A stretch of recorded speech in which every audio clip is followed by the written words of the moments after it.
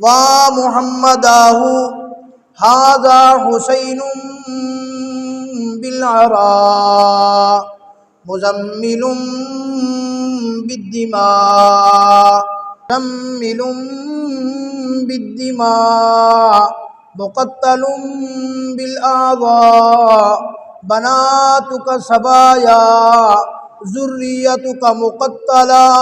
اللہ اکبر۔ یہ ایسے اشعار کہے تھے کہ فرمایا وہ جو کوفی دشمن تھے، جو قتل کرنے والے تھے، جو ان صاحبزادیوں کو گرفتار کر کے لے جا رہے تھے، ان کوفیوں کی آنکھوں میں بھی آنسو آ گئے، وہ بھی دھاڑے مار مار کے رونے لگے۔ حضرت زینب رضی اللہ تعالی عنہ وہاں کتنی صابرہ اور شاکرہ تھی، ان کے بھی 2 بیٹے میدان کربلا کے اندر شہید ہو گئے، اور ان کے بھی 9 بھائی حضرت علی المرتضیٰ رضی اللہ تعالیٰ عنہ کے 9 بیٹے وہ بھی میدان کربلا کے اندر شہید ہو گئے۔ حضرت امام حسن رضی اللہ تعالیٰ عنہ کے 5 بیٹے بھی میدان کربلا میں شہید ہو گئے، وہ ان کے بھتیجے ہو گئے۔ حضرت امام حسین رضی اللہ تعالیٰ عنہ کے 3 بیٹے بھی میدان کربلا کے اندر شہید ہو گئے، اور اپنے بھی 2 بیٹے میدان کربلا میں شہید ہو گئے۔ لیکن صبر کتنا ہے، اللہ اکبر۔ جب وہ اشعار کہے، وہ درد کے ساتھ اشعار کہے، آ محمد آہو، اے میرے نانا محمد، او میرے نانا محمد، آؤ ذرا آج کر آج اپنے حسین کو تو دیکھ لو، یہ آپ کا حسین ہے، ذرا اپنے حسین کو تو دیکھ لو۔ آج حضرت امام حسین رضی اللہ تعالیٰ عنہ کو خون کے اندر نہلا دیا گیا، آج ان کو تہ تہ کر دیا گیا، آج ان کے جسم کو کاٹ دیا گیا، آج ان کے جسم کی بوٹیاں بوٹیاں کر دی گئیں، آج ان کے جسم کو زخموں سے چور کر دیا گیا۔ او میرے نانا ذرا آ کر تو دیکھیے، آج آپ کی ذریت کو، آج آپ کی اولاد کو بے دردی سے شہید کر دیا گیا۔ او میرے نانا ذرا آ کر دیکھیے کہ آپ کی جو بیٹیاں ہیں آج قیدی بن کے جا رہی ہیں۔ اللہ اکبر۔ فرمایا کہ یہ قافلہ چلا سیدھا کوفہ کے اندر۔ عبید اللہ ابن زیاد جو کوفہ کا گورنر تھا، اس کو یزید نے گورنر بنا کے بھیجا تھا، اور اسی لیے بھیجا تھا کہ حضرت امام حسین رضی اللہ تعالیٰ عنہ اگر بیعت کر لیں، یزید کو حکمران تسلیم کر لیں تو ٹھیک ہے، ورنہ ان کا سر قلم کر دینا۔ اب جب اس کی دربار کے اندر یہ قافلہ پہنچا، اللہ اکبر، وہاں بھی حضرت زینب رضی اللہ تعالیٰ عنہ ایک طرف ہو کے بیٹھ گئیں، ان کی باندیاں بھی ان کے ساتھ بیٹھی تھیں۔ تو ابن زیاد نے پوچھا یہ کون ہے؟ انہوں نے کہا یہ صاحبزادی علی المرتضیٰ ہے، یہ حضرت امام حسین رضی اللہ تعالیٰ عنہ کی ہمشیرہ ہے، یہ حضرت زینب ہیں۔ اللہ اکبر۔ پھر اس نے کہا کہ جو ہماری بات نہیں مانتے، پھر ہماری تلواریں ہی ان کا فیصلہ کرتی ہیں۔ اللہ اکبر۔ پھر وہ حضرت امام زین العابدین رضی اللہ تعالیٰ عنہ، جو حضرت امام حسین رضی اللہ تعالیٰ عنہ کے بیٹے بیماری کی وجہ سے، بخار ہونے کی وجہ سے خیمے کے اندر تھے، ان کو شہید نہیں کیا گیا تھا، عبید اللہ ابن زیاد ان کو شہید کرنا چاہتا تھا۔ اللہ اکبر۔ پھر بھی حضرت امام زین العابدین اس کے سامنے جھکے نہیں، اس کے سامنے آئے نہیں، اس کے سامنے منت سماجت نہیں کی، صرف یہ کہا او ابن زیاد ٹھیک ہے تو مجھے شہید کر دے، میں شہید ہونا چاہتا ہوں، لیکن میری ایک درخواست ہے کہ میں ہماری یہ جو مستورات ہے، ہماری یہ مستورات کے ساتھ کسی معزز آدمی کو بھیجنا، کسی شریف آدمی کو بھیجنا جو اس کو یزید کی دربار کے اندر لے کے جائے۔ اللہ اکبر۔ بہرحال ابن زیاد کے دل کے اندر آ گیا، اس نے ان کو چھوڑ دیا، کہا ٹھیک ہے میں تمہیں قتل نہیں کرتا، تو ہی اپنے ساتھ ان کو لے کے چلا جا۔ اور حضرت امام زین العابدین کی کتنی عمر ہے؟ 14 سال کی عمر ہے، 14 سال کی عمر ہے۔ اللہ اکبر۔ اس بدبخت نے تلوار کی الٹی سائڈ حضرت امام حسین رضی اللہ تعالیٰ عنہ کے چہرے عطر کے اوپر ماری۔ علماء نے لکھا ہے کہ ان کے آگے والے دانت بھی اس نے توڑ دیے۔ شہادت کے بعد بھی اتنا ظلم۔ اللہ اکبر۔ پھر اس نے کہا کہ اس پورے قافلے کو اور ان پورے کے پورے 72 سروں کو نیزے کے اوپر لٹکا کر پورے کے پورے کوفہ کی گلیوں اور بازاروں کے اندر گھمایا جائے، تاکہ پتہ چلے جو ہمیں حکمران نہیں مانتا ہم ان کا کیا اثر کیا کرتے ہیں۔ کوفہ کے بعد کوفہ کی گلی اور بازاروں کے اندر چکر لگانے کے بعد پھر یزید کے دربار کے اندر اس قافلے کو بھیجا گیا۔ اللہ اکبر۔ یزید نے بھی پہلے حضرت امام حسین رضی اللہ تعالیٰ عنہ کے چہرہ عطر کے اوپر چھڑی ماری، وہاں ایک صحابی رسول حضرت برزہ اسلمی رضی اللہ تعالیٰ عنہ بیٹھے تھے. انہوں نے کہا او یزید اپنی یہ چھڑی ہٹا لے، تجھے نہیں پتا یہ جن ہونٹوں کے اوپر تو اپنی چھڑی مار رہا ہے، رب اکبر کی قسم ہے یہ ہونٹ امام الانبیاء صلی اللہ علیہ وسلم کو میں نے چومتے ہوئے دیکھا ہے. رسول اللہ صلی اللہ علیہ وسلم ان ہونٹوں کو چوما کرتے تھے، حضور صلی اللہ علیہ وسلم ان کے ساتھ کھیلا کرتے تھے. بہرحال یزید نے جب دیکھا یہ کہہ کر حضرت برزہ اسلمی رضی اللہ تعالیٰ عنہ باہر تشریف لے گئے. جب یزید نے دیکھا کہ یہ نہ ہو کہ میرے خلاف بغاوت شروع ہو جائے تو یزید نے فوراً کہا کہ میں نے ابن مرجانہ ابن زیاد کے نام کہا کہ میں نے اس ملعون کو یہ نہیں کہا تھا کہ تو حضرت امام حسین رضی اللہ تعالیٰ عنہ کو شہید کر دے، اس بدبخت کے اوپر لعنت ہو، اس نے ان کو شہید کر دیا ہے، میں نے تو اس کو اس طرح نہیں کہا تھا. یزید کی مستورات کو پتہ چلا تو وہ بھی پردے کے اندر باہر آئیں. انہوں نے آ کر دیکھا، پتہ چلا کہ حضرت امام حسین رضی اللہ تعالیٰ عنہ اور اہل البیت کو اور حضرت امام حسین رضی اللہ تعالیٰ عنہ کے سارے قافلے کو بے دردی سے شہید کر دیا گیا. اللہ اکبر. علماء نے لکھا ہے، فرمایا یزید اپنی دربار کے اندر ہے، سر یوں رکھے ہوئے ہیں سارے کے سارے شہداء کے. حضرت امام حسین رضی اللہ تعالیٰ عنہ کی دو چھوٹی بیٹیاں ہیں، ایک کا نام سکینہ ہے، ایک کا نام فاطمہ ہے. فرمایا یہ اپنے بابا کے چہرے عطر کو دیکھنا چاہتی ہیں، بچیاں تھیں. فرمایا سامنے سر اوپر تھے، یہ اپنی ایڑیاں اٹھا کر یوں دیکھنا چاہتی تھیں. یزید نے دیکھ لیا، یزید آگے آیا. یزید جب آگے آیا تو ان بچیوں سے برداشت نہیں ہوا، رونے سے ان کی آواز نکل گئی. جو ہی وہ آواز کے ساتھ روئیں فرمایا کہ پھر تو کوہرام مچ گیا، یزید کی مستورات بھی دار و قطار رونے لگ گئیں. تصور تو کرو نا، باپ شہید ہو جائے، بھائی شہید ہو جائیں، پورا خاندان ذبح ہو جائے اور ان کے صرف سر سامنے رکھے ہوئے ہیں. چھوٹی بیٹیاں، اللہ اکبر.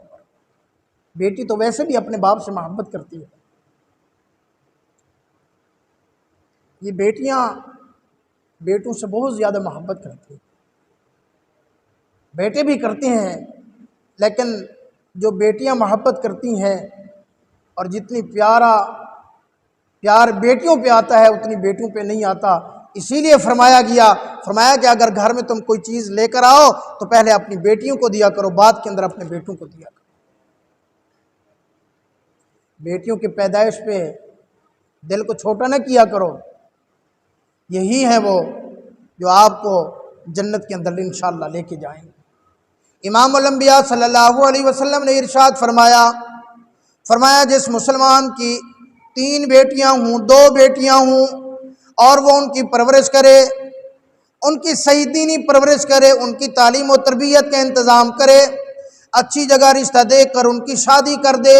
فرمایا قیامت والے دن وہ بندہ میں محمد الرسول اللہ کے ساتھ جنت میں اسی طرح ہوگا جس طرح میری یہ 2 انگلیاں ساتھ ہیں.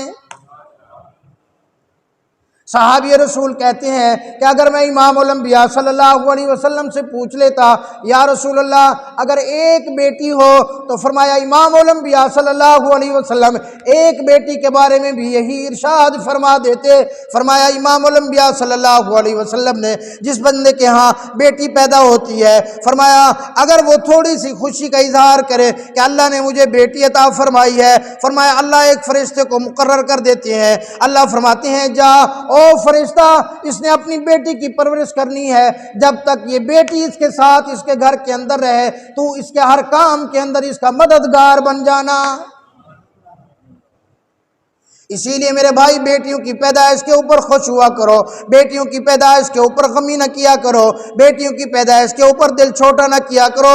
اللہ کی قسم اگر تو بیمار بھی کبھی ہو جائے گا، ابھی کبھی تیرے اوپر ایسا مسئلہ بھی آ جائے کہ کبھی تو بستر کے اوپر آ جائے، تو بیمار ہو جائے، تجھے تکلیف ہو جائے، تجھے خدمت کی ضرورت پڑے، تیرا بیٹا شاید تیرے قریب نہ آئے، یہی بیٹی ہوگی جو تیرے پاؤں بھی دبائے گی، یہی بیٹی ہوگی جو تجھے تجھے کھانا بھی کھلائے گی، یہی بیٹی ہوگی جو تیرے لیے کھانا بھی تیار کرے گی، یہی بیٹی ہوگی جو تیرے لیے دوائی بھی تیار کرے گی، یہی بیٹی ہوگی جو تجھے دوائی بھی پلائے گی، یہی بیٹی ہوگی جو تیری ساری خدمت کرے گی۔ تیرا بیٹا تو تیری بات بھی شاید نہ سنے۔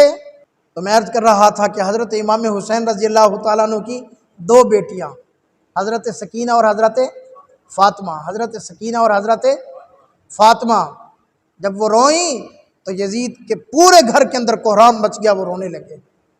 بہرحال یزید نے کچھ دن ان کو اپنے گھر کے اندر مہمان رکھا، بڑی عزت اور اکرام کے ساتھ رکھا۔ حضرت امام زین العابدین اور ان کے چھوٹے بھائی کو، حضرت حسین رضی اللہ تعالیٰ عنہ کے ایک چھوٹے بیٹے اور بھی تھے، اپنے ساتھ بٹھا کر کھانا کھلاتا تھا۔ اور جب یہ قافلہ واپس مدینہ منورہ واپس روانہ کیا تو اس نے باقاعدہ فوجی دستے ان کی حفاظت کے لیے بھیجے کہ جا کر ان کو بخیر و عافیت مدینہ منورہ کے اندر پہنچا کے آؤ۔ اللہ اکبر۔ اب یہ قافلہ چلا شام سے مدینہ منورہ۔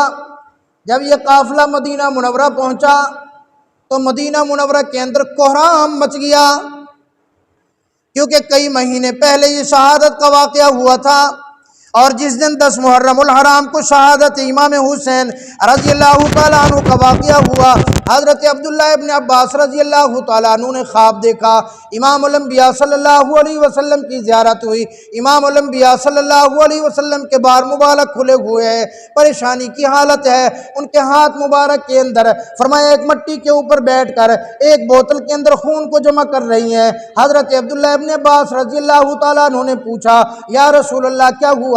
فرمایا آج ان بدبختوں نے میرے بیٹے حضرت حسین کو شہید کر دیا، ان کے پورے قافلے کو شہید کر دیا۔ میں محمد الرسول اللہ میدان کربلا سے آج حضرت امام حسین رضی اللہ تعالیٰ عنہ کا یہ خون اکٹھا کر رہا ہوں، کل قیامت والے دن اللہ کی دربار کے اندر میں اپنے بیٹے حسین اور اس کے قافلے کا مقدمہ بن لوں گا، خود وکیل بن کے میں اللہ کی دربار میں آؤں گا۔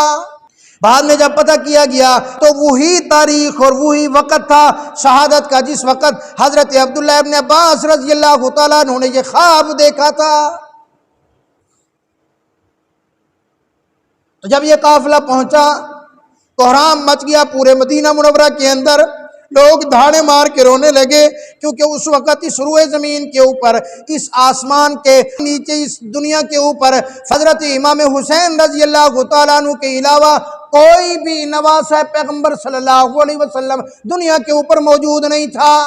ان کو ان کے خاندان کے ساتھ شہید کر دیا گیا۔ اللہ اکبر۔ علماء نے لکھا کہ یہ اتنا بڑا ظلم ہوا، یہ اتنا بڑا واقعہ ہوا کہ واقعہ کربلا کے بعد 3 مہینے تک فرمایا جب سورج نکلتا تھا یوں محسوس ہوتا تھا کہ سورج سے آگ کے انگارے نکل رہی ہے، سورج خون برسا رہا ہے، اور فرمایا در و دیوار کے اوپر جب دھوپ پڑتی تھی تو یوں محسوس ہوتی تھی کہ اس کے اوپر خون کا رنگ سورج کی دھوپ کے اندر شامل ہے۔ حضرت امام حسین رضی اللہ تعالیٰ عنہ کی گھر والی جو میدان کربلا کے اندر ساتھ تھیں، رباب بنت امرؤ القیس ان کا نام ہے، فرمایا مدینہ منورہ کے اندر جب واپس آئیں فرمایا وہ کبھی بھی کسی سائے کے اندر نہ بیٹھتی تھی، فرمایا ہر وقت ان کی آنکھوں میں آنسو رہتے تھے۔ کسی نے کہہ دیا کہ جا کر آپ دوبارہ دوسرا نکاح کر لو، وہ رو کے کہنے لگی کہ امام الانبیاء صلی اللہ علیہ وسلم کے خاندان کے بعد میں کسی اور خاندان کے اندر نہیں جانا چاہتی۔ 1 سال تک وہ اسی حال میں زندہ رہی اور اللہ کو پیاری ہو گئیں۔ جس کے خاوند کے ساتھ یہ کیا گیا ہو، جن کے اولاد کے ساتھ یہ کیا گیا ہو، اس کا کیا جینا۔ بہرحال اللہ کا نظام عادل ہے، اللہ بہت ہی عدل و انصاف کرنے والے ہیں۔ تو جتنے لوگ جو حضرت امام حسین رضی اللہ تعالیٰ عنہ کے قتل کے اندر شامل تھے، کوفہ کا بعد کے اندر گورنر بنا، کوفہ کا حاکم بنا مختار ثقفی، اس نے چن کر ایک آدمی جو حضرت امام حسین رضی اللہ تعالیٰ عنہ کے قتل کے اندر شامل تھا، اس نے اس کو قتل کر دیا۔ ایک آدمی کو 6000 کم و بیش کوفیوں کا اس نے قتل کیا، ایک بندے کو چن کر اس نے قتل کیا، ایک بندے کو۔ زرع ابن شریک تمیمی بدبخت نے حضرت امام حسین رضی اللہ تعالیٰ عنہ کو تیر مارا تھا، وہ گرے تھے۔ اس کے بعد عزا ابن خولہ، اس بدبخت یہ آگے بڑھا، اس نے آگے بڑھ کر حضرت امام حسین رضی اللہ تعالیٰ عنہ کا سر کاٹنا چاہا، لیکن اس کے جسم پر کپ کپی طاری ہو گئی، پیچھے ہٹ گیا، لیکن ان کی ٹوپی یہ اتار چکا تھا۔ اللہ اکبر۔ جب مختار ثقفی کوفہ کا گورنر بنا، اس نے کہا اس کو پکڑ کر لے کے آؤ۔ اس کو پکڑنے کے لیے جب اس کے گھر کے اندر اس کی فوج گئی، وہ چھپ گیا ایک جگہ کے اوپر۔ اللہ اکبر۔ فوجیوں نے پوچھا اس کی گھر والی سے کہ خولا کہاں ہے؟ خولی چھپا ہوا تھا۔ علماء نے لکھا ہے کہ جب حضرت امام حسین رضی اللہ تعالیٰ عنہ کے سر مبارک لے کے یہ بندہ کوفہ آیا تھا، اس کی گھر والی نے بھی اس سے نفرت کا اظہار کیا تھا۔ اس کی گھر والی بھی چیخو پکار کر کے روئی تھی، بدبخت تو نے کس بڑی ہستی کا سر کاٹ دیا ہے، تو کس کا سر لے کے آیا ہے، تجھے شرم نہیں آئی؟ اللہ اکبر۔ فرمایا کہ اس کی گھر والی نے زبان سے تو کہا کہ مجھے پتہ نہیں ہے، لیکن ہاتھ سے اشارہ کر دیا کہ یہ بدبخت یہاں چھپا ہوا ہے۔ ان بدبختوں کے خلاف تو ان کے اپنے گھر والے بھی ان سے نفرت کرتے تھے، ان کے گھر والے بھی ان کو زندہ نہیں دیکھنا چاہتے تھے۔ اس کو گرفتار کر کے لایا جانے لگا۔ جب وہ مختار ثقفی کے دربار کے اندر آیا تو مختار ثقفی نے کہا کہ تو بدبخت ہے جس نے حضرت امام حسین رضی اللہ تعالیٰ عنہ کی ٹوپی مبارک اتاری تھی۔ اس نے کہا اس طرح کرو، اس بدبخت کے ہاتھ اور پاؤں کاٹ دو، ہاتھ اور پاؤں کاٹ کے اس کو پھینک دو۔ ہاتھ اور پاؤں کاٹ کر اس کو پھینک دیا گیا، وہ تڑپ تڑپ کر وہاں مر گیا۔ شمر بدبخت۔ اس وقت حضرت امام حسین رضی اللہ تعالیٰ عنہ کے مد مقابل جو فوج تھی، یہ اس کا سپہ سالار تھا، یہ کوفہ سے نکلا۔ مختار ثقفی نے پیچھے فوج بھیجی، اس کو گرفتار کیا۔ گرفتار کرتے ہوئے اس نے اس فوج کے ساتھ لڑائی کی، اس کو قتل کر کے سر کو مختار ثقفی کے پاس کوفہ میں بھیجا گیا اور اس کی لاش کتوں کے آگے پھینک دی گئی۔ اور جس بدبخت نے حضرت امام حسین رضی اللہ تعالیٰ عنہ کے سر مبارک کو کاٹا تھا، سنان بن انس نخی نے، اللہ اکبر، فرمایا اس کو پکڑا گیا۔ اس کو پکڑ کر مختار ثقفی اس وقت کوفہ کی سیر کے لیے نکلا ہوا تھا، کوفہ کی سیر کے لیے باہر نکلا ہوا تھا۔ اس نے اس کا سر اتارا، سر اتار کر اس کے گھر والوں کے سامنے کہا اس کو آگ لگا دو۔ وہ اس وقت تک وہاں کھڑا رہا جب تک وہ پورا جل کر راکھ نہیں ہو گیا۔ ایک اور بدبخت تھا حکیم ابن طفیل۔ اس بدبخت نے حضرت عباس رضی اللہ تعالیٰ عنہ جو حضرت امام حسین رضی اللہ تعالیٰ عنہ کے بھائی تھے، ان کی زرہ اتاری تھی، ان کے کپڑے اتارے تھے، اس کو پکڑا۔ مختار ثقفی کی فوج نے ایک مکان کے اندر بند کر کے اس کو برہنہ کیا گیا۔ کہا او بدبخت، تو نے حضرت عباس کے کپڑے اتارے تھے، اس کے کپڑے اتار کر اس کو باندھ کر اس کے اوپر تیر چلائے گئے، اس کو تیر کے اس کے اوپر چلا چلا کر اس کو جہنم کے اندر بھیج دیا۔ ایک اور بدبخت ابن رقات تھا جس نے حضرت مسلم ابن عقیل کے چھوٹے بیٹے حضرت عبداللہ ابن مسلم کے اوپر تیر چلایا تھا۔ اس کو مختار ثقفی نے گرفتار کرایا، گرفتار کرا کے فرمایا اس بدبخت کو باندھ دو۔ باندھنے کے بعد کہا اس کو نیزے مار مار کر اس کو یہیں ختم کر دو۔ اس کو نیزے مار مار کر یہیں ختم کر دیا گیا۔ میرا اللہ بڑا عدل و انصاف والا ہے، آخرت کے اندر تو جو بھی ان سے بدلہ ہوگا بدلہ ہوگا۔ میرے اللہ پاک نے دنیا کے اوپر بھی کوئی ایک بندہ ایسا نہیں بچا جس کو اللہ پاک نے اس ظلم کے انجام سے دوچار نہ کیا ہو۔ علامہ ابن جوزی رحمت اللہ علیہ نے لکھا ہے، اللہ اکبر، فرمایا ایک بندہ مجلس کے اندر بیٹھا ہوا تھا، بوڑھا آدمی تھا۔ اس نے کہا یار میں تم تو کہتے ہو کہ جو بندہ بھی اس لشکر کے اندر شامل تھا اس کے اوپر کوئی نہ کوئی آفت ضرور پڑی ہے، اس کے اوپر کوئی نہ کوئی مصیبت ضرور پڑی ہے۔ میں بھی اس لشکر کے اندر شامل تھا، میں نے اس لشکر کے اندر تیر تو چلائے تھے لیکن میں نے کسی کو قتل نہیں کیا تھا، تو مجھے تو کچھ نہیں ہوا۔ وہ اس مجلس سے اٹھ کر وہ گھر گیا، چراغ کو ٹھیک کرنے لگا، چراغ کو ٹھیک کرتے ہوئے اس کو آگ لگی اور وہ جل کر وہیں راکھ ہو گیا۔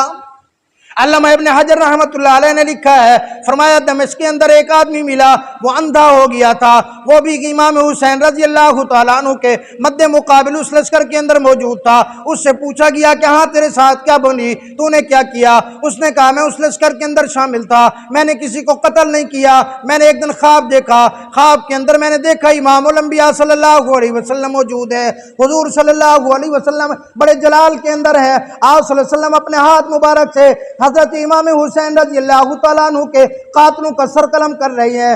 10 قاتل ایسے پڑے ہیں, ان کے سر پڑے ہوئے ہیں. فرمایا جب میں گیا تو میری آنکھ کے اندر آپ صلی اللہ علیہ وسلم نے حضرت امام حسین رضی اللہ تعالیٰ عنہ کے خون کی ایک سلائی میری آنکھوں کے اندر پھیر دی. جب صبح میں اٹھا تو میں اندھا ہو چکا تھا. ایک اور آدمی کو دیکھا گیا جو بڑا حسین و جمیل, عرب کے اندر اس کے حسن کے بڑے چرچے تھے, لیکن فرمایا جب اس کو دیکھا گیا, جب اس کو دیکھا اس کا چہرہ سیاہ ہو چکا تھا, اس کا چہرہ کالا ہو چکا تھا, اتنی کالا ہو چکا تھا کہ جس کی کوئی انتہا نہیں. اس سے کسی نے پوچھا ہاں تیرے ساتھ کیا بنی؟ اس نے کہا میں بھی اس لشکر کے اندر شامل تھا.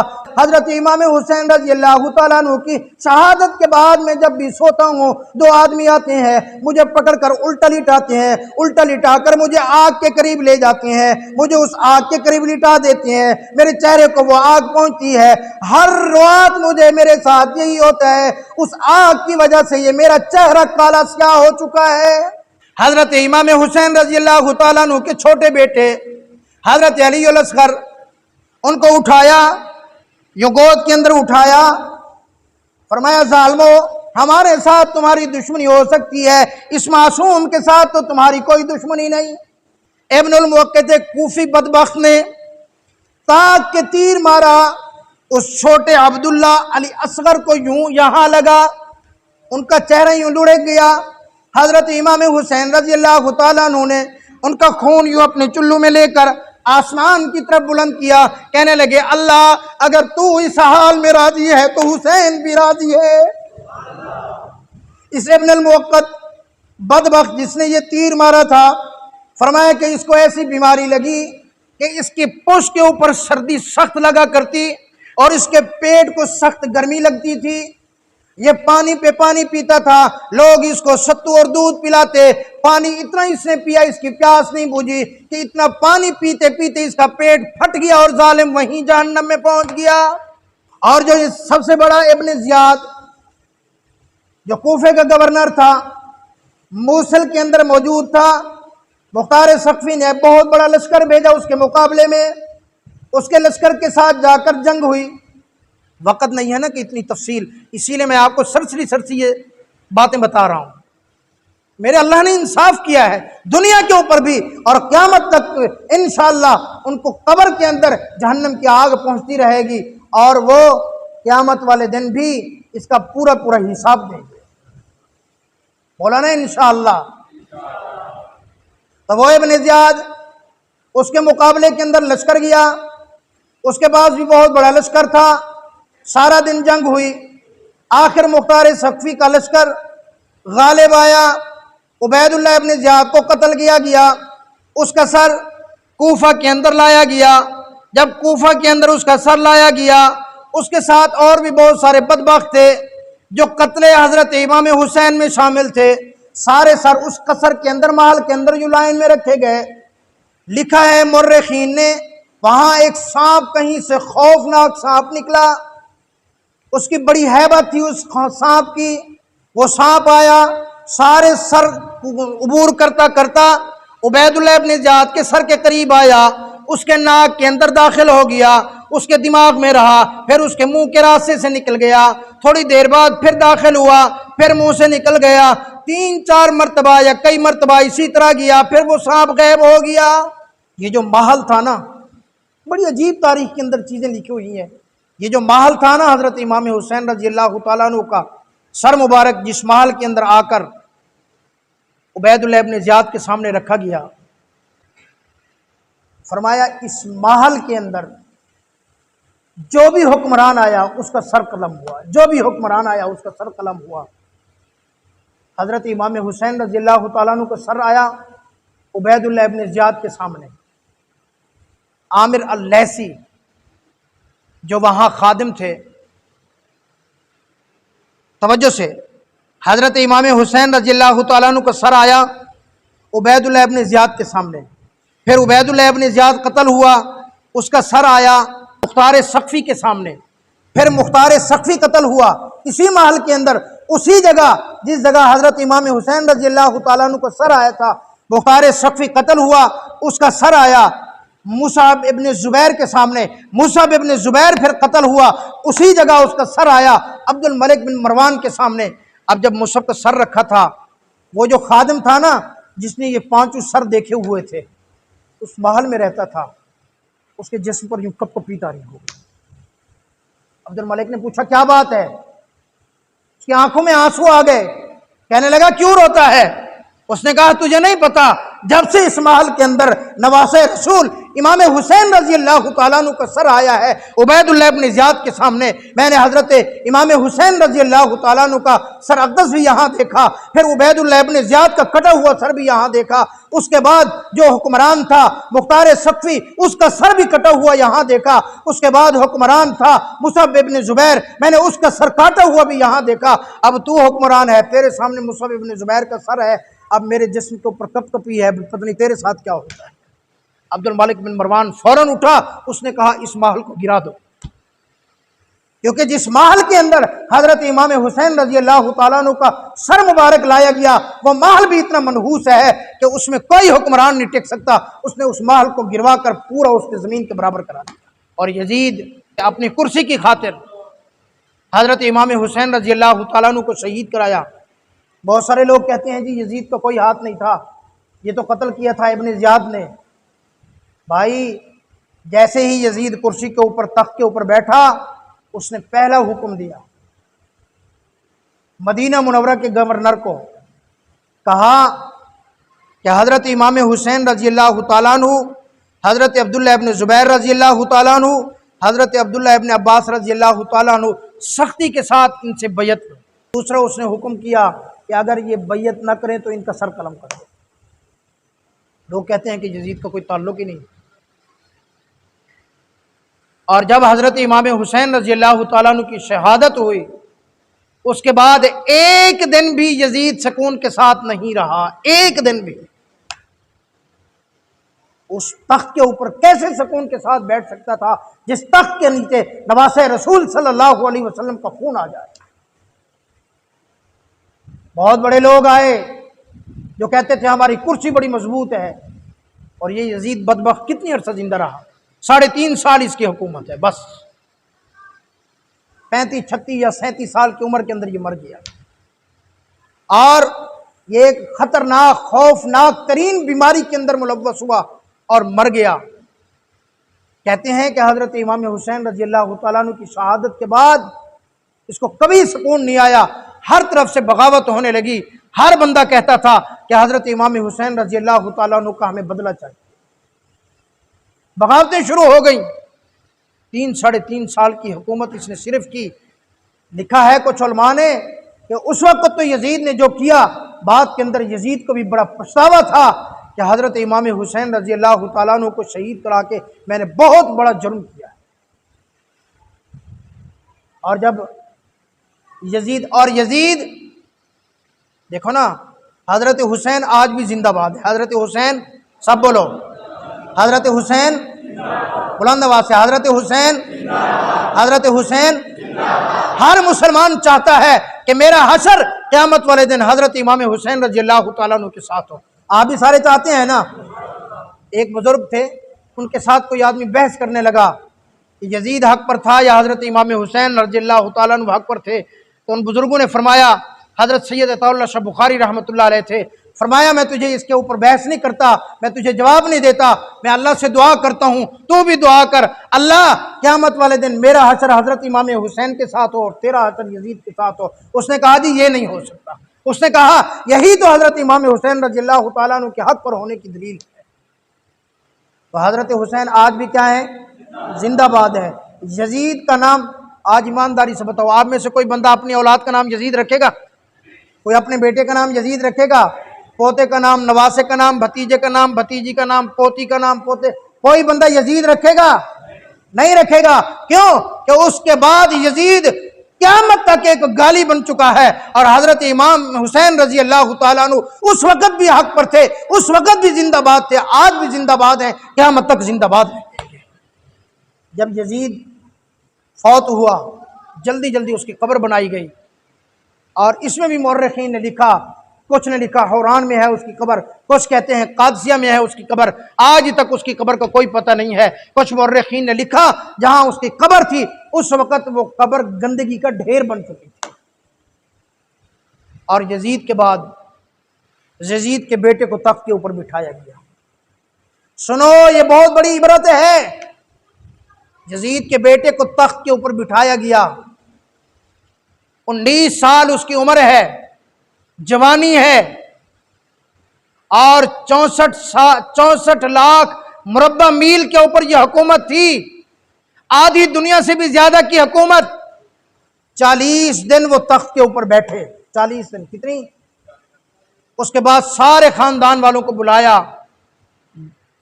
خاندان والے حیران پریشان ہوئے کہ آج ہمارے حکمران نے ہمیں کیوں بلایا؟ سارے شاہی خاندان کو بلایا، وزراء کو بلایا، خدام کو بلایا، اور محل کے اندر ان کو بلا کر ایک تقریر کی۔ اس کے اندر کہا کہ میں اس تخت کے اوپر نہیں بیٹھنا چاہتا، میں اس تخت کے اوپر لعنت بھیجتا ہوں جس تخت کے نیچے نواسہ رسول امام حسین رضی اللہ تعالیٰ عنہ کا خون ہو، میں اس تخت کے اوپر نہیں بیٹھنا چاہتا۔ اتنی بڑی یہ عبرت ہے۔ یزید کا اپنا بیٹا، اس نے کہا میرے باپ نے ظلم کیا ہے، میرا باپ فاسق فاجر تھا، میرے باپ نے حضرت امام حسین رضی اللہ تعالیٰ عنہ کو شہید کر کے یہ تخت حاصل کیا، میں اس تخت کے اوپر بھی لعنت بھیجتا ہوں جس کے نیچے نواسہ رسول صلی اللہ علیہ وسلم کا خون ہے، میں اس تخت کے اوپر نہیں بیٹھنا چاہتا۔ اللہ اس کے علاوہ اور کیا دکھائے دنیا کو؟ تو میرے بھائی کوشش کریں اپنی زندگی کے اندر اسوہ حسینی لے آئیں۔ حضرت امام حسین رضی اللہ تعالیٰ عنہ نمازی تھے، کیا تھے؟ بلند آواز سے کیا تھے؟ نمازی تھے، میدان کربلا میں بھی نماز نہیں چھوڑی۔ ہمیں بھی چاہیے اگر حضرت امام حسین کے ساتھ حشر چاہتے ہو تو نماز نہ چھوڑو۔ حضرت امام حسین قرآن کے قاری تھے، تو ہم بھی اپنے بچوں کو قرآن کا قاری بنائیں۔ حضرت امام حسین قرآن کے حافظ تھے، ہم بھی اپنے بچوں کو قرآن کا حافظ بنائے۔ حضرت امام حسین قرآن کے عالم تھے، ہم بھی اپنے بچوں کو قرآن کا عالم بنائے۔ حضرت امام حسین رضی اللہ تعالیٰ عنہ نے میدان کربلا کے اندر اپنی بہن حضرت زینب کو جو نصیحت کی تھی، فرمایا میری بہن تم دیکھنا صبح ہم شہید کر دیے جائیں گے، یاد رکھنا اگر ہماری بوٹیاں بھی کر دی جائیں، ہمارے ٹکڑے بھی کر دیے جائیں، حتیٰ کہ تو دیکھے کہ ہمارے گوشت کے ٹکڑوں کو پرندے اٹھا کر لے جا رہے ہیں، پھر بھی تم پردہ نہ چھوڑنا، پردے سے باہر نہ آنا۔ تو حضرت امام حسین کی یہ نصیحت تھی۔ میرے بھائی میں ہاتھ جوڑ کے عرض کرتا ہوں، اگر تم بھی حسینی ہو، حضرت امام حسین کا نام لیتے ہو، تو تم بھی اپنے گھر کے اندر اپنی مسورات کو پردہ کراؤ گے نا سارے؟ دیکھو یہ پردے کی اتنی اہمیت ہے نا کہ حضرت امام حسین نے فرمایا کہ ہمارے اگر ٹکڑے ہو کر پرندے بھی لے جائے تو تم نے ہمارے باہر نہیں آنا، اپنی بہن کو کہا۔ تو اس سے دیکھ لو کہ پردے کی کتنی بڑی اہمیت ہے، کہ پردہ کتنی بڑی چیز ہے۔ آج ہمارے گھروں کے اندر یہ بہت بڑی بدبختی ہے کہ ہماری مسلمان عورتوں کے اندر پردہ نہیں ہے۔ پتہ ہے حضرت فاطمہ رضی اللہ تعالیٰ عنہ، حضرت امام حسین رضی اللہ تعالیٰ عنہ کی والدہ محترمہ، فرمایا جب فوت ہونے لگی باندی کو کہا، فرمایا حضرت علی المرتضیٰ سے کہنا کہ میرا جنازہ دن کو نہ اٹھانا، میرا جنازہ رات کو اٹھانا، اور فرمایا میرے جنازے کے ارد گرد یوں 4 لکڑیاں دینا اور ان کے اوپر یوں چادر تان دینا، تاکہ کوئی بندہ ساری زندگی کسی غیر محرم نے میرے جسم کو نہیں دیکھا، میرے مرنے کے بعد میرے جنازے کو دیکھ کر بھی کوئی غیر محرم یہ اندازہ نہ لگا سکے کہ رسول اللہ صلی اللہ علیہ وسلم کی لخت جگر کا جسم کتنا بڑا تھا، جسم موٹا تھا، جسم پتلا تھا، جسم کیسا تھا۔ فرمایا کوئی بھی میرے جنازے کے اوپر بھی کسی کی نظر نہ پڑے۔ اور فرمایا جب قیامت کا دن ہوگا، اعلان ہوگا، یا معاشر الانسان، یا معاشر الانبیاء، او لوگو غضوا ابصارکم، اپنی نگاہوں کو نیچے جھکا لو۔ کیوں؟ فرمایا اعلان ہوگا کہ آج فاطمہ بنت محمد رسول اللہ یہاں پل صراط سے گزرنے والی ہیں۔ انبیاء کو بھی حکم ہوگا اپنی نگاہوں کو نیچے جھکا لو، صحابہ کو حکم ہوگا اپنی نگاہوں کو نیچے کر لو، اولیاء کو حکم ہوگا اپنی نگاہوں کو نیچے کر لو، فرمایا محدثین کو، مفسرین کو، علماء کو، پوری دنیا کے لوگوں کو حکم ہوگا، لوگوں آج قیامت کا دن ہے، نفسی نفسی کا عالم ہے، لیکن فاطمہ بنت محمد کا آج پل صراط سے گزر ہو رہا ہے، اپنی نگاہوں کو نیچا کر لو، فاطمہ بنت محمد کے چہرے پر کسی کی نظر نہ پڑے۔ اللہ نے پھر عزت تو یہ دی ہے نا، تو میرے بھائی اللہ کا واسطہ ہے اپنے گھروں کے اندر پردہ لازمی کراؤ۔ مجھے بھی پتہ ہے ابھی آپ جا کر گھر میں کہو گے نا پردہ، تمہیں بھی گالیاں سننے پڑیں گی۔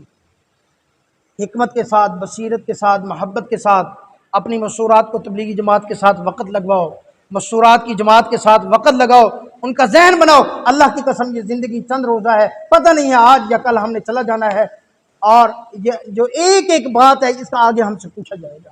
سارے کوشش کریں گے نا انشاءاللہ، اپنے بچوں کو قرآن کا حافظ بنائیں گے نا انشاءاللہ۔